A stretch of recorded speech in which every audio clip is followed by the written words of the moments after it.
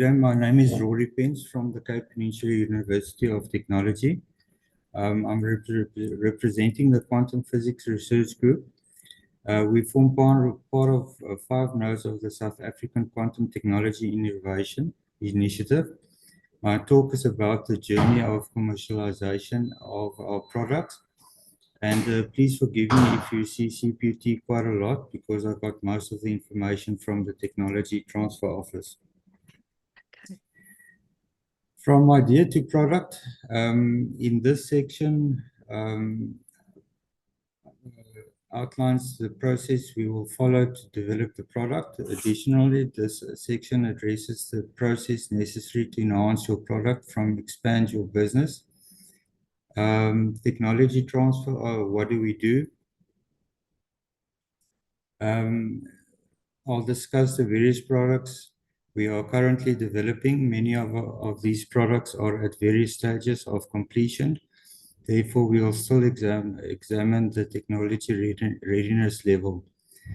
The Technology Transfer Office plays a crucial role, so we will examine why we need to register our products, ideally, or ideas with them, and what services they provide to the research. Developing products is a costly affair, not only in terms of money, but also in terms of time. Funding plays a crucial role in transforming your ideas into products ready for consumers. When choosing, when choosing your business structure types and negotiating license agreements with the TTO office or creating a spin-off company, it is essential to understand the pros and cons of each option. That's now between the spin-off company or doing a licensing agreement. Lastly, I'm not going to do that. So that in a nutshell is what I'm going to be talking about. So let's look at the beginning. So ideation and validation are 2 core phases in product development that works together to turn creative ideas into viable user-centered solutions. Ideation is the creation process of generating, developing, and refining new ideas, especially in product design, innovations, or problem solving. It's where possibilities are explored before committing to a specific solution or concept. So we have such a scenario where we call it see a need, fulfill a need, is a product development mindset that frames problems, definitions as an opportunity to create meaningful solutions. It emphasizes the action, see a need. This is identifying the real-world gap or inefficiency. Fulfill a need. This phase is about designing and delivering a solution that will address the identified need. Then identifying your audience means pinpointing the specific group of people who will benefit most from your solution. Those who's experienced the problem you're solving and are motivated to adopt the better way. Validation and concepts. You want to test whether your real users find it valuable, usable, or worth adoption. For example, Tesla asked potential customers to pay $1,000 to place their names on a list to buy the Cybertruck. Planning and design phase, set clear goals. Planning and design are the backbone of successful product development. They transform raw ideas into structured, testable, and buildable solutions. Whether you're working on a remote lab simulator or hardware prototype or digital tool, this phase set is directed and reduces risk. So the first thing is setting clear goals. What does success looks like? For your product, it's measurable, meaningful terms. For a remote lab simulator or educational tool, success should reflect user impact, technical performance, and strategy alignment. Then it's also good to sketch the solution. Tools that can be used is wireframes, markup flowcharts, and it's good to visualize the product that you're trying to develop. Then choose your approach. To choose your approach, physical product, app services, or hybrids, you want to align with what your users want in terms of the functionality or the problem that you need to solve. Then a design for usability, prioritize your users' experience and accessibility, allows users to achieve their goals with minimal friction. Then development and prototyping. So development and prototyping are where your concepts become tangible, testing refined and prepared for real-world use, whether you're building a remote lab simulator or educational app or a hardware tool. This phase brings planning with execution. The first step is then to build a minimum viable production run, which will focus on the core functionality of the product that you are making. Deliver the smallest version of your product that solves the core problem for early users. Test early and often. Get feedback from your users in other words, viable usability, usefulness, and clarity with real users. And then from what you get from your clients, iterate quickly, refine based on what works well and what doesn't, improve based on feedback without overbuilding. Launch and marketing, craft your story. Why does this product matter? Our story began when we realized that we could develop the expensive equipment required for the experiments we are conducting. Then choose your channels, so social media, emails, events, partnerships. Which channels do you want to use to tell your story and sell your product to the consumer? Build anticipation. In other words, make teasers, beta access, early review, showcase your product to help people understand what you offer and where they can be purchased. Also possible clients to test your product. Launch strategy, time it well and support with your strong message. It's important to launch your product when it's needed. Example for that is when they release a blockbuster movie, it will normally go in hand with when the holiday starts. So in our case, we would look at when funding is available or when the consumers normally start with their new projects. Growth and scaling. Growth and scaling are both about expanding the business, but they follow very different paths. Growth adds resources to increasing revenue, while scaling increases revenue without a proportional increase in resources. So growth means increasing revenue by adding more inputs, such as staff, equipment, and capital. Building a self-service platform where thousands of students can run simultaneously without needing more staff is an example of scaling. Tracking performance through analytics is essential for understanding how your product is used and how it delivers value. And then continuous improvement is also important to attend to what your clients need. So in other words, add features, add new bugs, fixes, enhance user experience. Scaling operations means preparing your product and organization to handle significant more users, partners, or complexity with braking under the weight. And then lastly, listen to your users. Their feedback gives you direction on how to grow. Then when it comes to products, we need to look at the technology readiness level. So it starts off with TRL1, which is basic principle observed. In other words, initial scientific research, no practical applicants yet. Then we've got a TRL level 2, which is concept formulated, hypothesis or idea proposed, early theoretical models. Then technology readiness level 3, experimental proof of concept. In other words, a lab-based validation of core principles.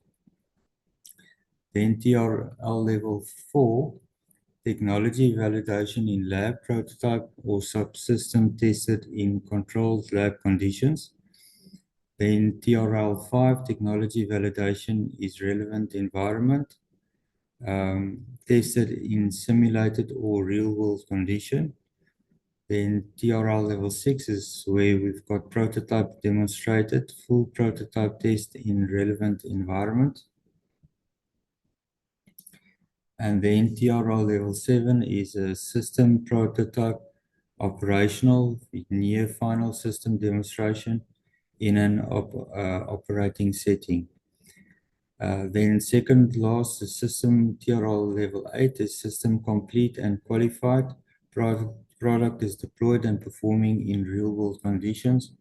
And then the last one is actual system proven in use, product development and performing in real world conditions. So these technology readiness levels help us to then determine where we are with the development. And that now brings us to what we do and what products we are producing. So the first product we have is a QKD system that implements the EPR protocol. The power of the QKD system lies in the fact that single photons are encoded in a specific way to exchange a secret key without an unauthorized person gaining access to it. Our contribution is the development of two interface boxes that assist in correlating the raw key to the shifted key and sends the shifted key to the computer via a USB port where it is stored for use later on. This product is sitting at level TRL3, which is considered an experimental proof of concept. Then we've got the coincidence meter. The coincidence counter is used to measure how close together two entangled photons are created. This helps us to determine the degree of entanglement of the two entangled photons nearing completion. The unit consists of two channels with a minimum resolution of 100 picoseconds. This unit also connects to the computer to store measure information. It can also count the number of pulses received from a single photon detector. And the coincidence counter is now sitting at technology level 7, which implies the prototype is operational near final system demonstrator in operational settings. Then we've got a classical photo detector is functional and has been utilized in our experimental setup. The final form of the detector has been developed and needs to be manufactured and characterized. The oscilloscope trace shows the measured Doppler broadening absorption peaks of rubidium 87 and rubidium 85. The classic detector has a technology readiness level of also 7. Then we've got a single photon detector that we're busy working on. This is an experimental setup of the single photon detector. From left to right, we have a cooling tower, which features the avalanche photodiode located in the hull between the aluminium block and the heatsink fan combination. We have a Peltier cooler to regulate the temperature behind the block is a low noise amplifier responsible for increasing the output signal produced by the APD and the series quenching resistor. For neutral density filters are used to attenuate the light power contained within the laser pulse. On the right, we have a small diode laser. The photons count is calculated by the measured light power, the optical density, and to attenuate the laser and the duration of the laser pulse.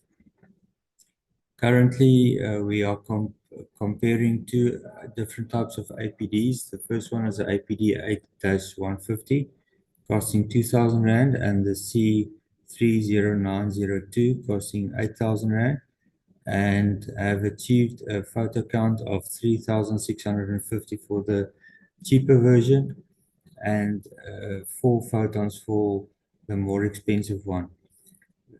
Need to say that this is an approximation and we still need to validate it with a single photon source. The single photon detector has a technology readiness level of 4, indicating that it's been tested in the laboratory conditions. Then we've got external cavity diode laser, which we use in our 4-wave mixing experiments.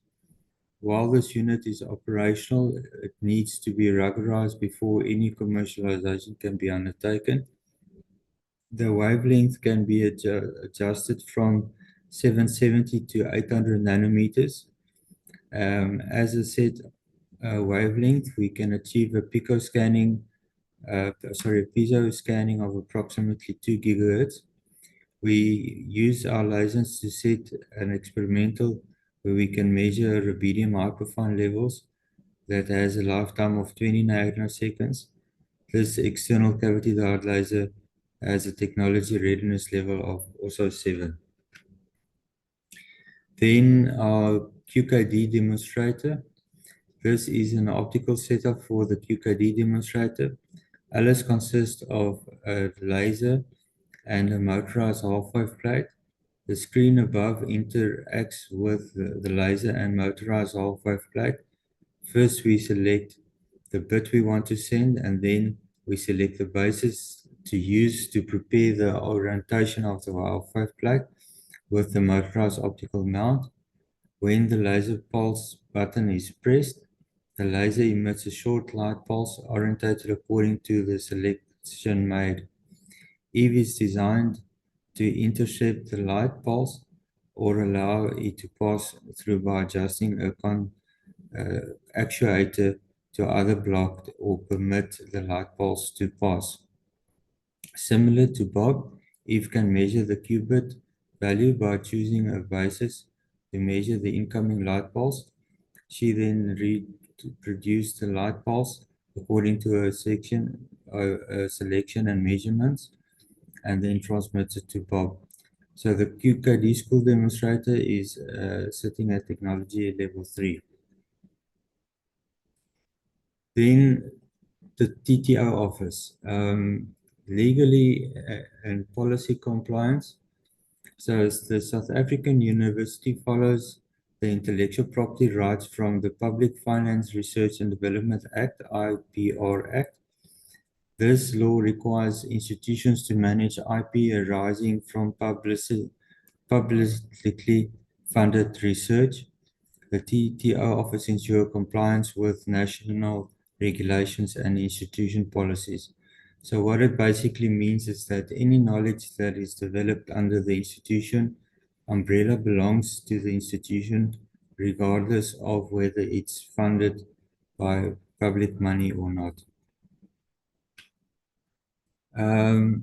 So disclosure, so when you've got an idea, the first thing is to disclose your invention or innovation to the TTO office according to their official forms. The TTO office will then determine if the idea is novel or commercially viable and protectable under the South African IP law. If the TTO office finds value in your idea, they will start the process of protecting it. IP protection starts IP protection strategy. If the idea qualifies, the TTO office initializes formal protection, which can be in the form of a patent for your invention and process, copyright or create work and software, or they can look at trademarks for branding identity, trade secrets for confidential know-how, and they work with the legal experts to file applications with the Company and Intellectual Property Commission (CIPC) or international bodies if required. The ownership and benefit sharing. The IP developed at CPUT is typically owned by the institution, but investors are entitled to benefit sharing. Revenue from licensing or commercialization is shared with the creator, and also policies ensure fair recognition and reward for contribution. So you will get some money if you register your product. Commercialization support. The TTL office helps translate IP into real-world impact by connecting inventors with industry partners. They support licensing agreements for spin-off companies or joint ventures, advising on business models, marketing, and funding opportunities. Then also training and awareness. CPT's TTO office offers workshops, consultation, resources to educate researchers and students about IP rights, protection processes, and commercialization pathways. At the end, when you're a researcher, you tend to be very educated in your field, but it doesn't make you an expert in how to commercialize your product. Then international innovation seed funding. So this is funding opportunities that's available. So CPT or any institution may offer internal grants to support early stage research. And these funds help with prototype development, market validation, or IP protection costs, especially if patents are filed. Then National Intellectual Property Innovation Funds. The TTO office connects researchers with external funding bodies, which will then include the National Intellectual Property Management Office, offers IP protection and commercialization support for public funding research. Technology Innovation Agency is another funding opportunity which provides seed funding, development grants, and support for spin-offs. Then Department of Science and Innovation, which will also fund strategic research and innovation projects. Industrial collaboration and licensing revenue. The TTO office facilitates industrial partners that may include co-development funding, sponsored research and licensing deals with revenue sharing. And then lastly, is student innovation and entrepreneurship grant, where students with promising ideas may qualify to for funding opportunities. It can be in the form of entrepreneurship competitions, innovation challenges, youth-focused funding schemes, and so on. So the options when you have registered your idea with the TTO office is to all go for a licensing option or a spin-off company. And each option has got its own advantages. and it also depends on which uh, institution you are at. So the first is a conventional view of the differences between spin-off versus licensing.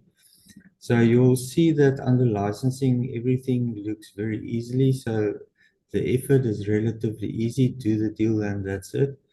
The speed is quite quick. Cost is basically the patent and legal cost, but seeing that the intellectual property belongs to the institution, the patent cost will go to the institution. And then returns only income. Involvement is only at the startup. Satisfaction, risk, not much fun, and pain, easy ride. And then if you look at the spin off, they've replaced the name spin off with spin out. You can see everything is negative, massive masses of work and shares, shareholders, directors, consultants, long on slot, find investment to capitalize the company. Returns is capital gains, income, involvement right in the heart of the action.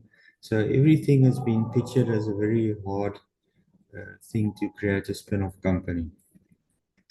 Then we've got the alternative view, which makes the licensing a difficult option to do because you have to negotiate your your licensing, the support questions, improvements, speed, evaluation, option license can take just as long. But the long and the short of these two slides is you can look at both of these options and they can be difficult or easy depending on what your needs is for your kind of product. So where we are going to go to now is we're going to start looking at a license agreement with CPUT for the products we have. And that allows us to create our own company. And if I show you the next slide,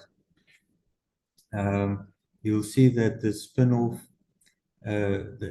it's created by the university. So the company belongs to the university. The technology is owned by the university. Finance is done by the university, and management is also university staff.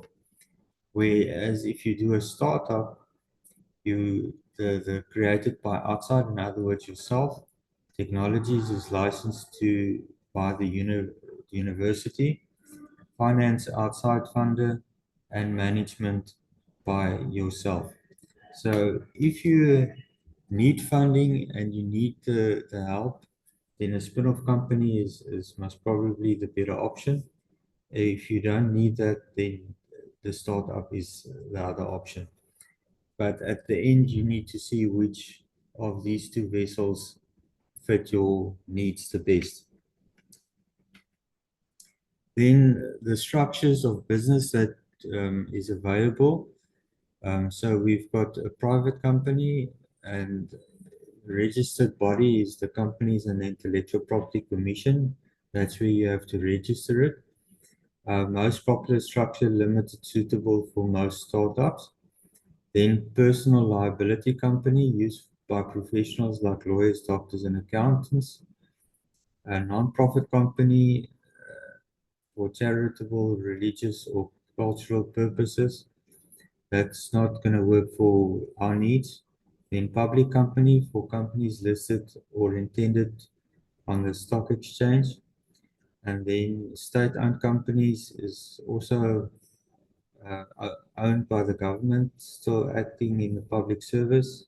Then sole proprietorship, that you need to register at SARS, no formal registration with the CIPC, registered for tax with SARS, and then partnerships. So at the moment for our um, needs, we are going to go for the sole proprietorship, and we're going to register at SARS. So in summary, from idea to product is a journey. It's not an easy way to just say we're going to create a product and it works everything nice. You design it, you simulate it, And when you build it in the lab, it works fine. But if you put it in the field, then it doesn't work. While talking to your possible clients, investors, keep your secrets to yourself. You need to protect your intellectual property, and otherwise you might have more contenders than you thought about. You must register your product with the TTO office, sorry.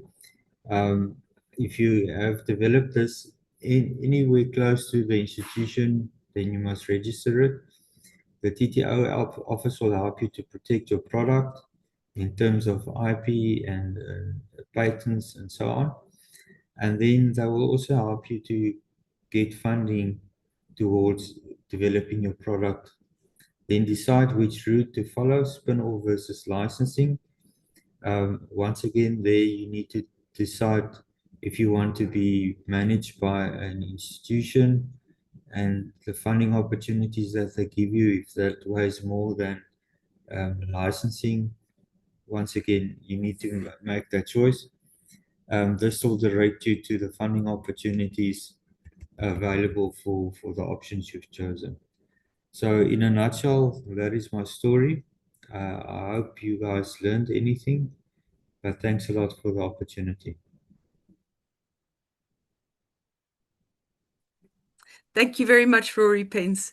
That is very interesting. Thank you for your advice. I certainly think it's sound advice, and when researchers are working in the lab and doing their exciting research, they might not think about how it is going to move out of the lab, out of the university, and into the world. And that is always the big challenge. And you need a different way of thinking from your research-oriented thinking. So thank you very much for that. It's my We pleasure. have Thank you. we have about 5 minutes for questions. Are there any questions to Rory?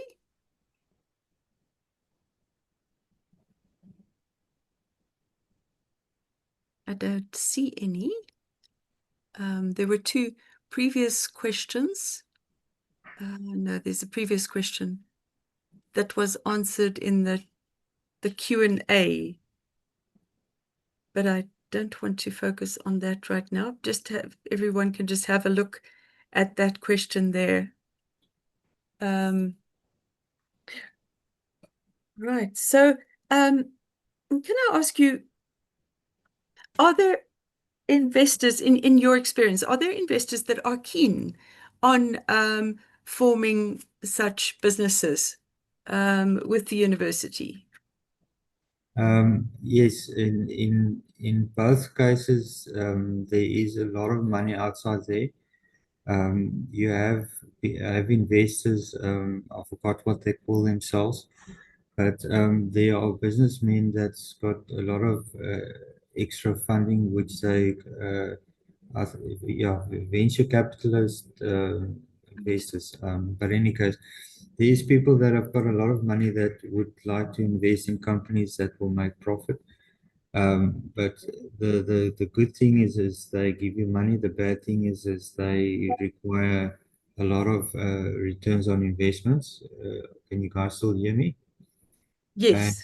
so from a business point of view, there is a lot of funding out there, and also from the institution itself. If after they've done a business analysis and they find your idea profitable, they will assist you in putting up a company and yeah, make money. Okay. So yeah. These technology readiness levels, are those standardized across universities? As far as I understand, it is. Yeah,